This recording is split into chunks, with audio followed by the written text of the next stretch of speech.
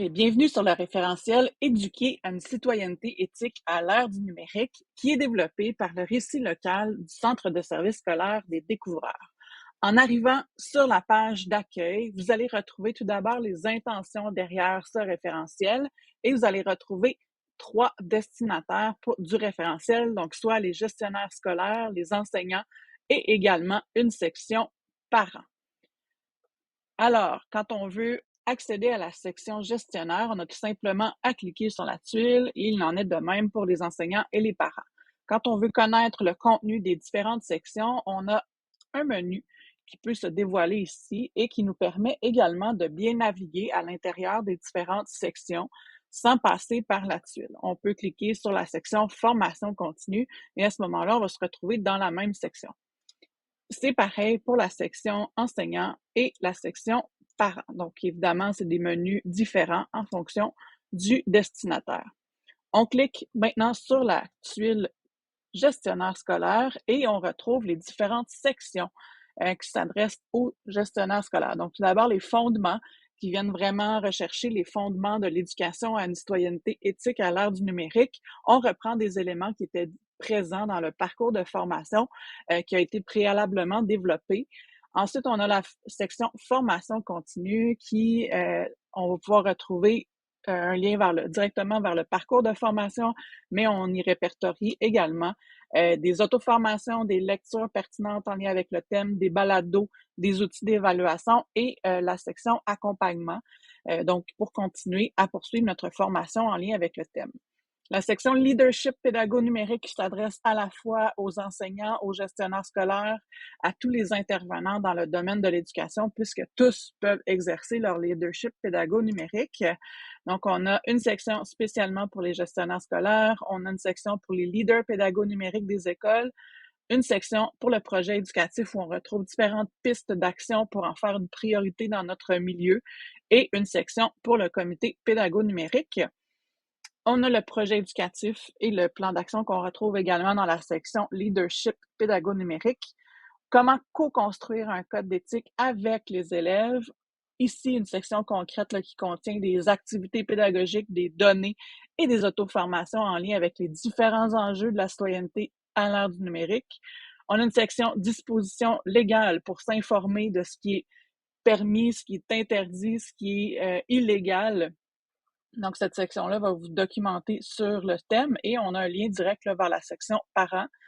Et par la suite, on a une section obtenir du support. Je fais le tour des différentes sections, donc les fondements qui reprend vraiment les différents éléments du parcours de formation. On clique sur fondement et on a vraiment les trois éléments importants du parcours qui sont agir en citoyen éthique à l'ère du numérique, le temps d'arrêt et la posture professionnelle et des stratégies pédagogiques.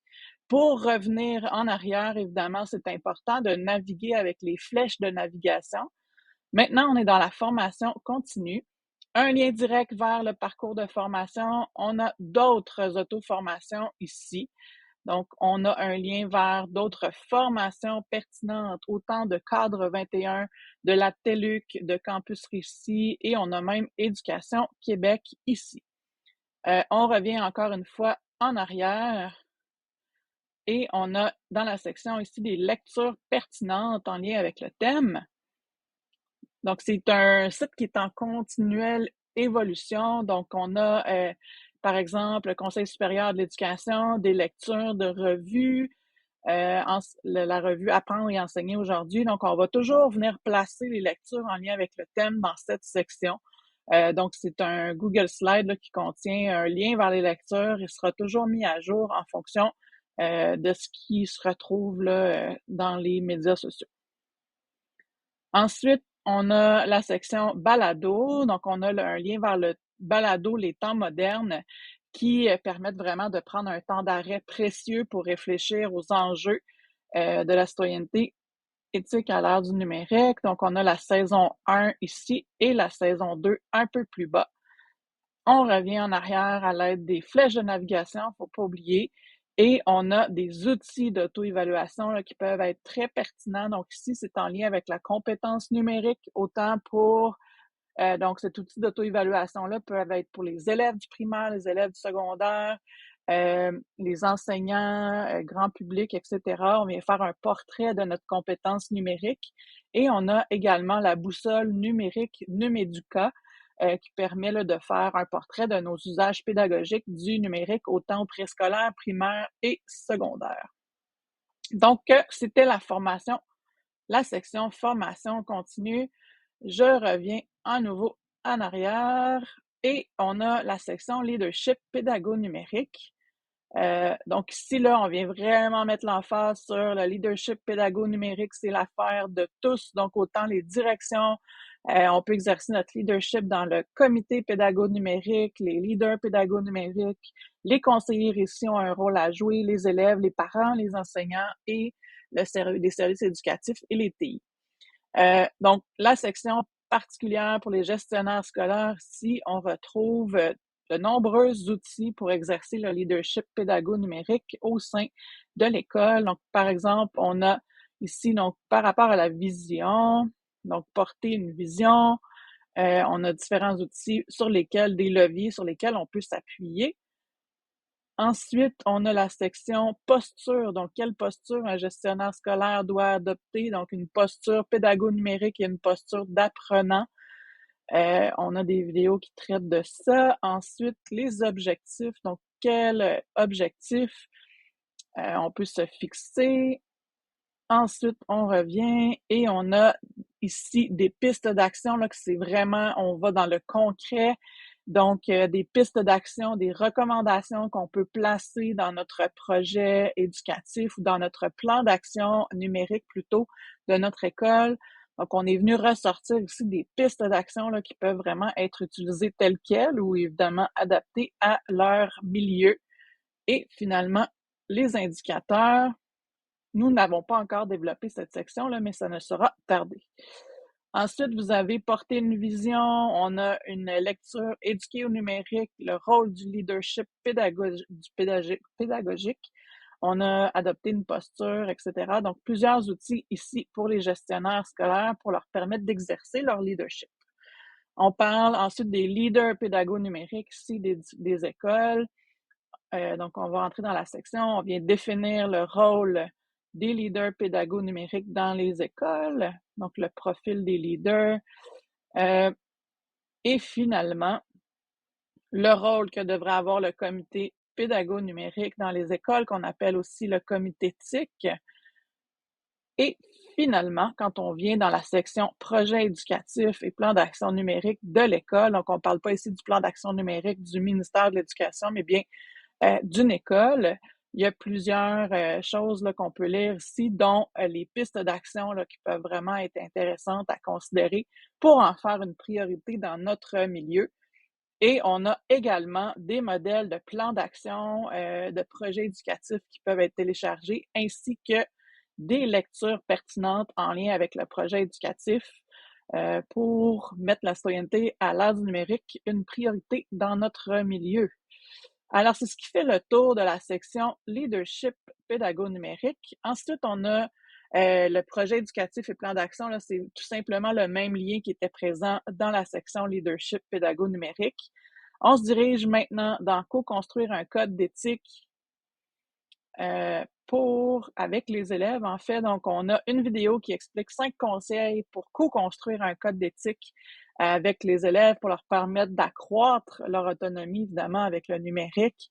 Et on a différents articles, des liens vers des articles pertinents qui permettent de co-construire avec les élèves ce code d'éthique. On revient en arrière grâce aux flèches et la section activités pédagogiques. Donc, c'est beaucoup pour la classe, des données et des auto-formations en lien avec les différents enjeux. Donc, on arrive dans le répertoire thématique à l'ère du numérique. Dans ce même répertoire-là, donc on va entrer ici. Vous avez une section littérature jeunesse, également un répertoire thématique des ressources à l'ère du numérique. On va venir ici et là, vous avez les enjeux principaux les enjeux de la citoyenneté éthique à l'ère du numérique. Donc, on a l'intelligence artificielle, la vie privée, les jeux vidéo, les médias sociaux, la citoyenneté et démocratie, la pensée critique, l'environnement. Donc, si on vient, par exemple, dans la section médias sociaux, on va avoir accès à des données en lien avec les médias sociaux. Donc, on va pouvoir naviguer là, donc, par rapport aux médias sociaux. On a différentes données. On a des activités pédagogiques en lien avec le thème. Donc, ici, on a des activités pour le 3e cycle et le 1er cycle du secondaire. Donc, si on clique, on a accès à l'activité là, détaillée ici. Donc là, on fait consulter l'activité et vous allez pouvoir avoir accès à cette activité. Ensuite, s'auto-former, donc par rapport à la citoyenneté, la démocratie, on a le récit du DP. Donc, en cliquant sur le lien, vous avez accès à la formation. On revient en arrière. Donc, vous avez, ça, c'est le répertoire. On revient ici.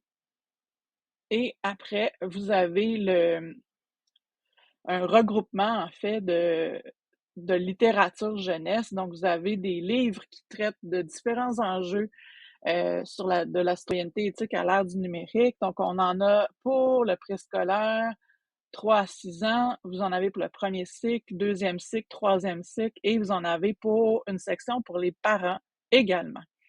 Il y a un code de couleur dans ce répertoire ici. Donc, quand on a une tuile mauve, c'est-à-dire qu'il existe un guide d'animation puis une trousse disponible pour cette œuvre-là.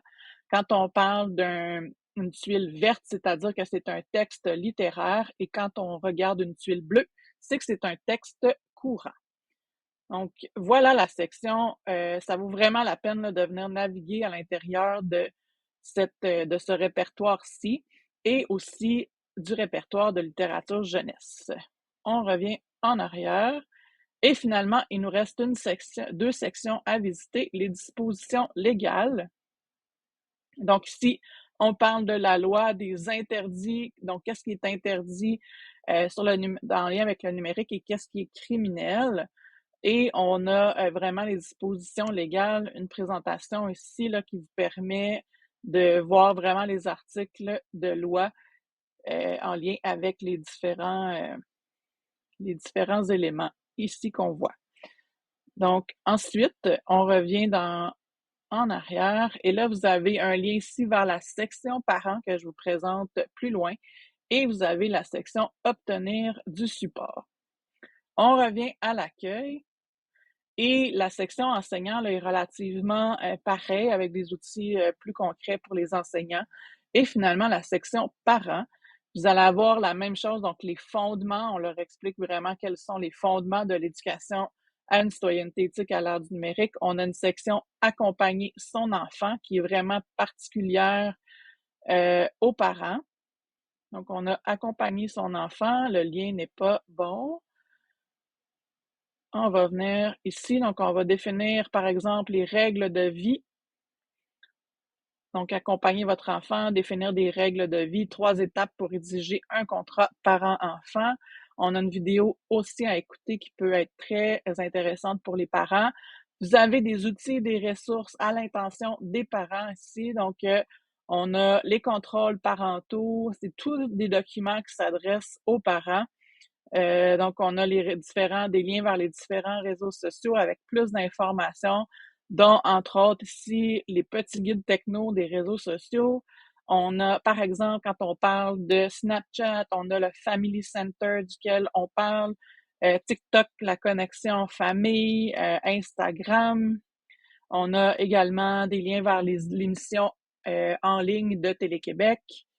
On a une section parents à Bilomédia qui contient vraiment une tonne de ressources, de guides pour les parents, dont entre autres les médias sociaux et vos enfants, tirer pleinement profit des jeux vidéo. On a aussi Pose ton écran, là, qui a des fiches conseils pour les parents d'enfants de 0 à 5 ans, 6-12 ans, etc. Et j'ai remis en fait le répertoire de littérature jeunesse, citoyenneté éthique à l'ère du numérique. Et on a ici le Gamer Mentor, qui est vraiment une approche où on amène les jeunes à réfléchir à leurs pratiques en lien avec les jeux vidéo. Donc, c'est vraiment une approche qui amène justement, on va pas dans l'interdit des jeux vidéo, mais on amène les jeunes à réfléchir à leurs pratiques en lien avec les jeux vidéo. Et on a évidemment les ressources gratuites de École branchée qui vous permet aux parents d'avoir une tonne de lecture là, en lien avec le numérique. Et finalement, ils ont également une section pour les parents où on parle de lecture pertinente pour eux. Donc, le dialogue de l'école à la maison, la vie en ligne, un rapport d'Amilo-Média, le Conseil supérieur de l'éducation, le temps d'écran, etc. Donc, c'est vraiment une tonne de ressources pour les parents et on a des ressources complémentaires également pour eux, donc des liens vers des articles, le temps moderne, le balado qui peut être très intéressant pour eux aussi.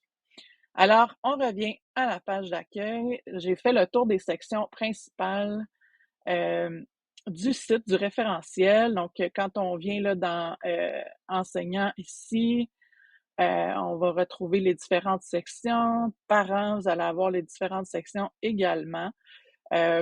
Donc, ce qui est important, c'est toujours de revenir à l'accueil et si vous ne trouvez pas, vous n'arrivez pas, malgré tous les menus qu'on a créés, à trouver votre information, bien évidemment, vous pouvez chercher à l'aide de mots-clés, donc activités pédagogiques.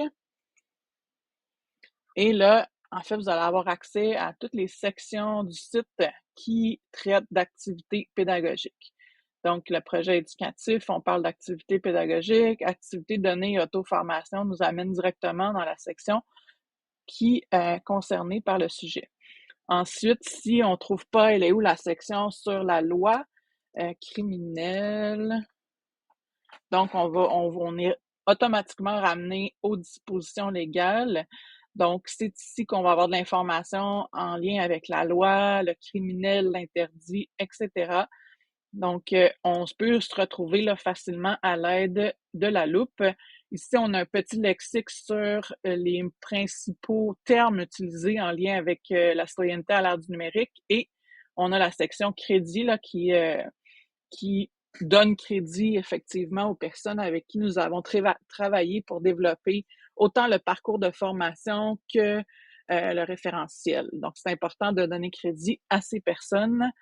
On revient à l'accueil. Donc, je vous souhaite une bonne visite de votre côté du référentiel et espérant qu'il vous sera utile dans la vie de tous les jours. Merci.